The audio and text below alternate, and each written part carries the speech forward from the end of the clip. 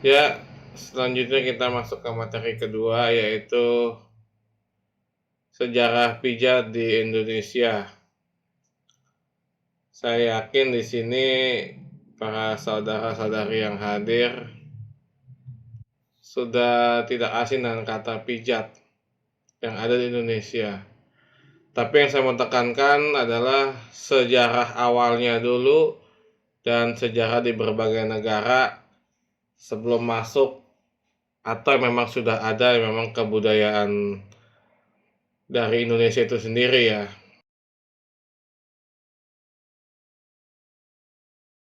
Nah ini kalau gambarnya saya pakai acuan akupresur ya, akupuntur. Karena memang yang sudah berhasil memetakan jalur syaraf yang disebut biasanya qi atau energi adalah orang Tiongkok. Satu, sejarah pijat dalam tanda kurung ya refleksi Indonesia. Sejarah panjang perjalanan pijat refleksi atau perkembangannya dan manfaatnya sampai saat ini masih memberikan hasil yang nyata dan diterima oleh semua manusia di bumi ini. Lalu dahulu pengobatan dilakukan untuk penyakit-penyakit yang sering dijumpai di kehidupan sehari-hari seperti sakit jantung, sakit lambung, mah, penyakit kulit, patah tulang, batu ginjal, batu empedu, kencing batu, diabetes mellitus, hipertensi, sakit pinggang, dan berbagai macam penyakit lainnya ya. Dan sekarang pengobatan refleksi ini banyak ditemui di tempat-tempat relaksasi, salon, toko, tempat sinse, spa, karaoke juga ada ya. Nah, yang kedua, pengertian pijat refleksi. Pengertian istilah refleksologi atau pijat refleksi. Pijat refleksi merupakan ilmu yang mempelajari ilmu tentang pijat di titik-titik tubuh tertentu. Pijat ini dilakukan dengan alat tangan dan benda-benda lainnya berupa kayu, plastik, atau karet. Praktisi pijat ini mempunyai pengetahuan tentang syaraf-syaraf manusia dan masih berhubungan dengan pengobatan tusuk jarum. Salah satu terapi kesehatan dahulu pengobatan berfokus setiap bagian kaki, tungkai bawah, tangan, wajah, telinga, dan atau badan yang terhubung ke organ tubuh tertentu ya. Refleksologi bekerja dengan cara menstimulasi kaki untuk tujuan penyembuhan atau ya dengan cara memberikan tekanan kepada titik tertentu di kaki untuk merangsang organ atau bagian tubuh yang sesuai. Pijat refleksi memberikan pijatan yang nyaman dan ringan pada tubuh. Jika pasiennya atau orang yang dipijat itu tidak ada penyakit atau penyumbatan dalam syaraf atau pembuluh darahnya ya. Namun perkembangan sebagian orang belum mengenal sejauh mana perkembangan refleksologi. Nanti itu akan kita bahas dalam selanjutnya ya. Dan tahukah Anda berapa jumlah saraf di telapak kaki manusia? Ada sekitar 15.000 saraf. Ya, cuman ya memang kalau yang sakit pasti saat ditekan, dipijat sakit itu akan terasa menyakitkan dan tidak enak lah. Dan inilah gambar sebelah kiri bisa dilihat titik akupuntur seluruh tubuh, dan ini seorang tokoh dari Tiongkok sana. Yang ketiga, sejarah refleksologi part 1 ini kita mesti tahu ya, ternyata pada gambar sebelah kiri itu pijat di relief Batu Borobudur abad ke-8 sampai ke-9 di Candi Buddha ya. Jadi menurut sejarah memang masih bingung, masih belum jelas banget siapa yang pertama kali menemukan ilmu pijat refleksi. Karena itu pertanyaan yang rumit, mengingat sulitnya menemukan bukti sejarah kapan pertama kali ilmu field refleksi dipraktekkan. Namun kita bisa mendapatkan gambaran beberapa kira-kira umur ilmu pijat, di mana saja dipraktikkan. Pijat refleksi adalah terapi alami yang telah digunakan oleh banyak suku bangsa sepanjang sejarah. Terapi ini bekerja berdasarkan kecenderungan alami manusia. Apa itu? Sentuhan serta terpelihara melalui tradisi lisan mereka. Nah, ini kan memang jadi kita sebagai bangsa Indonesia berbangga diri ya, karena pijat refleksi ada di Borobudur, berarti orang dulu udah mempraktekkan ini dan tidak ada efek sampingnya ya. Lanjut. Yang keempat, di Tiongkok atau Republik Rakyat Cina atau China lah, atau tirai bambu kalau kerennya mah. Refleksi atau ilmu refleksi ada sejak peradaban kuno di China, Mesir, Afrika, dan Indian Asia Amerika. Itu bisa dicek nanti di situs web International Federation of Reflexologists.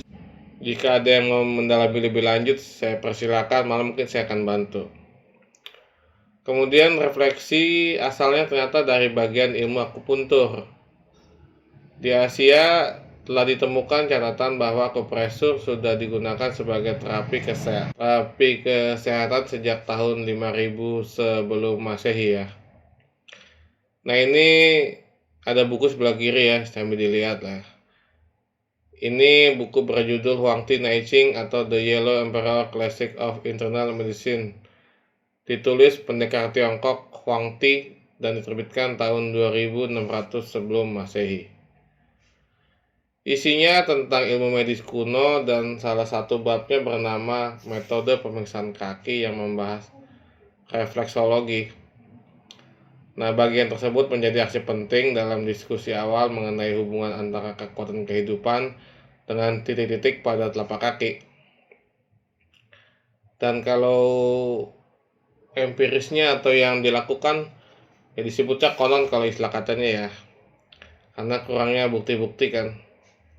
Konon ribuan tahun lalu di negeri Tiongkok ada penderita usus buntu. Cuman berjalan tanpa sengaja, kaki terantuk batu dan terjatuh, akhirnya memar. Kemudian ususnya yang diderita menjadi sembuh. Jadi selidik ternyata dia luka memar itu di zona tepat untuk penderita usus buntu. Titik refleksi yang ada di kakinya ya. Ya tapi jangan ditiru ya. Kalau itu kan namanya kebetulan, mungkin berkat dari Yang Maha Kuasa ya. 4. Tiongkok RRC Part 2. Lalu juga konon suatu prajurit yang terbatuk-batuk di medan perang. Ia terkena pukulan gagang tombak dengan keras, memar. Ternyata yang terkena adalah zona refleksinya, hingga dia sembuh dari batuk-batuknya. Tapi itu semua cerita yang banyak, tapi ya memang susah untuk ditelusuri kembali ya. Sejak kisah tersebut, para tabib China, Tiongkok kemudian mengembangkan zona terapi refleksi dengan memijat secara dalam-dalam bagian tertentu untuk menyembuhkan, yang kemudian berkembang menjadi tusuk jari atau tusuk jarum. Pasti udah tahu dong akupuntur. Akupuntur itu berkembang di Indonesia menjadi akupresur, jadi nggak pakai jarum karena jarumnya mahal. Jarum akupuntur itu jarum khusus yang dipakai sekali habis itu buang, nggak boleh pakai 2 kali. Kemudian pengembangan refleksi ini modern terdapat dari buku-buku ataupun yang dipraktikkan di Tiongkok sejak 2330 sebelum Masehi. Dan di waktu yang sama juga ibaratnya ya, itu di Mesir, di gambar makam Angkor, suku Indian Amerika Utara juga melakukan refleksi juga ternyata. Di sebelah kiri ini dengan kitab yang tadi sebenarnya sama, cuma kitab ini diperbarui dan sampul lebih keren kan. Mumpung di tahun naga, saya kasih sampul kuning emas. Semoga para saudara semua di sini melimpah kemakmuran ya. Nah, ini yang di Mesir ya. Di Mesir ini referensi hidrolif refleksogi ini ditemukan di apa sih, di semacam batu ya. Semacam batu ya, kita lihat sendiri ya. Ini di Pisian Tom Akhmor ya, di Egypt ini ya. Itu gambar refleksi, cuman orang dulu mungkin masih kaku ya. Tapi bukti tercatat di Mesir adalah saat para putri Firaun yang dipijat kakinya. Dan memang benar, sebuah papirus Mesir dari tahun 2500 sebelum Masehi menyertakan sebuah gambar tentang para ahli pengobatan yang sedang melakukan pemijatan pada kaki dan tangan pasien mereka. Sayangnya saat ini banyak bukti sejarah tertulis yang belum diterjemahkan langsung ke bahasa Inggris atau ke bahasa Indonesia. Oke, selanjutnya. Nah, ini juga ke-6 Indonesia part 1 ya. Kita beruntung banget nih, di Borobudur ternyata bukan ada satu relief, tapi ada banyak relief. Cuma saya tampilkan 2 saja ya. Indonesia telah memiliki pijit sejak abad 8 hingga 9, yaitu pada ukiran yang di Borobudur ya. Bisa dilihat sebelah kanan kan, gambar lumayan jelas ya. Cuman zaman dulu mungkin pijatnya rame-rame karena mungkin dia seorang raja, seorang bangsawan, seorang ningrat ya. Jadi pijat itu adalah menjadi bagian budaya Indonesia yang tak terpisahkan selama berabad-abad, baik untuk kesehatan, kecantikan, baik luar maupun dalam. Nah, yang perlu ditekankan di sini ternyata usut punya usut, pijat tradisional Indonesia dipengaruhi oleh seni penyembuhan dan pengobatan dari China dan India, yaitu agama Hindu tiba di Indonesia sekitar 400 tahun sebelum Masehi yang bawa pendeta Hindu. Kemudian China dengan biksu Buddha yang bawa pengetahuan pengobatan China. Masih masih 7 Indonesia part 2 ya. Ini gambarnya Keraton Family Message and Reflexology. Saya di sini nggak endorse ya, ini hanya contohnya aja ya. Contoh saja ini ya. Selama kerajaan Hayam Majapahit, Jawa Tengah, Raja Hayam Wuruk menikahi seorang wanita cantik dari China. Dan ini hubungannya terkenal dengan Dai Dubes, itu Laksamana Cheng Ho. Siapa sih yang nggak tahu Laksamana Cheng Ho ya, yang begitu terkenal. Ya otomatis kan karena pertukaran budaya ya, jadi adalah tambah kurangnya pengatur pengobatan, terutama seni penyembuhan akupuntur dan refleksi diperkenalkan di seluruh pulau untuk perdagangan rempah-rempah. Pengetahuan yang paling maju dan teknik penyembuhan dan pijat ditemukan di daerah Jawa dan Bali. Karena kan orang Jawa dan orang Bali itu sangat menjaga tradisi ya. Karena juga selain untuk kesehatan, mereka untuk kecantikan para putri keraton ya. Selama periode ini, pijat berevolusi demi relaksasi dan kecantikan. Jadi bukan untuk penyembuhan saja ya. Siapa tahu kita bisa buka spa ya, buka usaha spa. Nah, ini 8 pijat refleksi sudah go internasional. Inilah buku-bukunya dari tahun 1582 di Eropa dan Amerika. Ini buku sebelah kiri, buku yang paling lama. Diperbarui buku yang tengah, dan yang termutahi dengan gambar biar menarik, biar kita nggak bete, yaitu sebelah kanan ada gambar kan. Itu kedokteran belum berkembang pesat ya, jadi refleksi berkembang pesat. Bisa lihat bukunya ya. Siapa tahu kalau ada yang mau mendalami bisa belanja atau beli atau download PDF di online ya.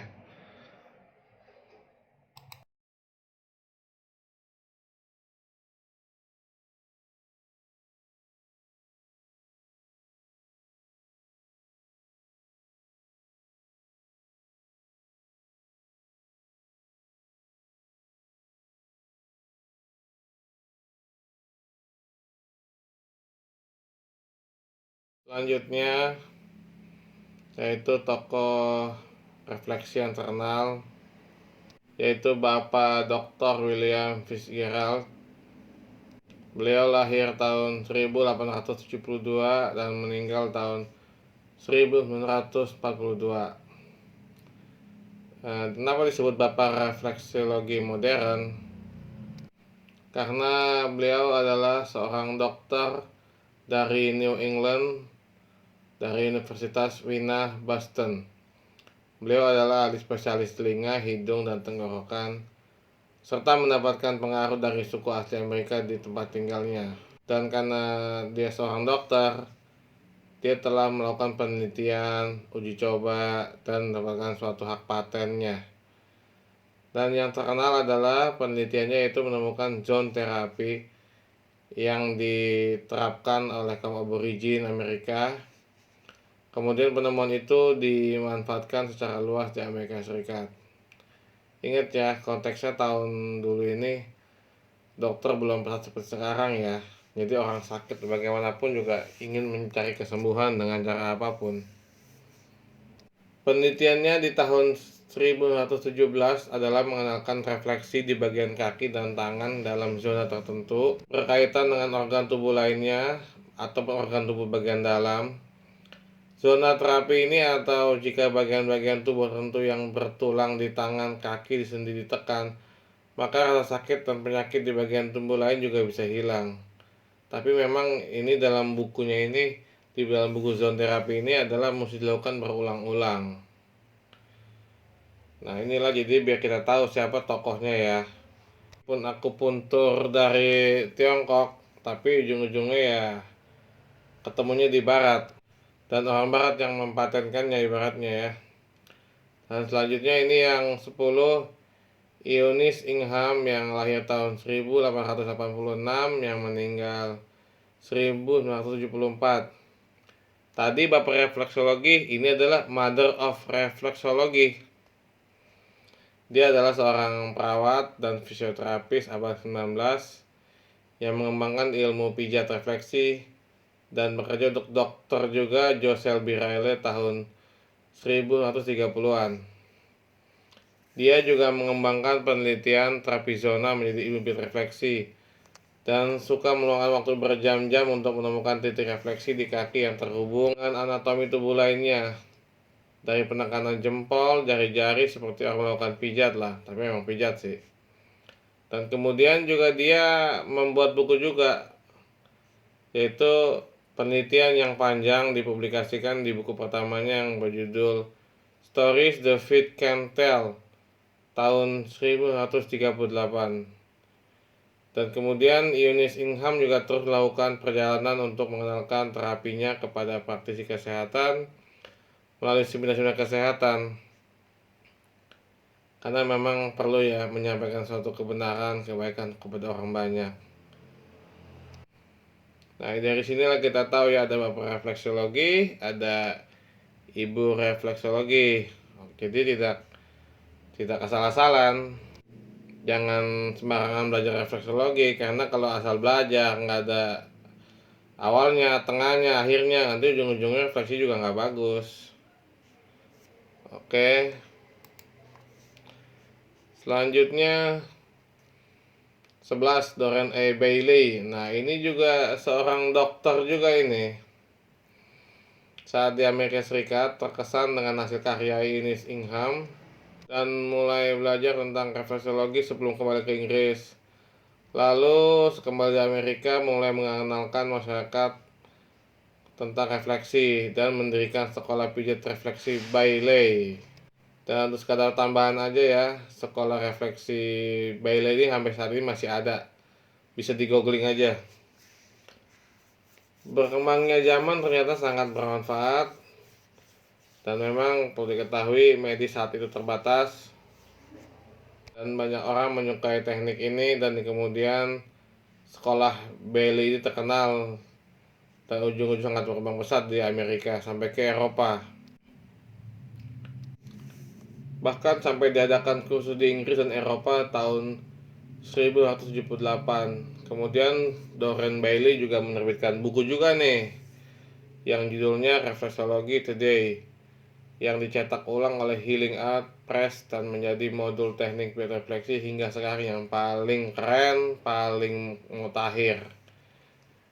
Ya, lihat buku itu ya di sebelah kanan. Tapi sayang sih sehingga saat ini masih sulit dicari karena masih bahasa Inggris. Nah, pada kesimpulannya kita nyampe adalah bukti tertua terkait refleksi kaki dan tangan dimulai dari Tiongkok atau China, Indonesia, Mesir, dan Eropa, Amerika.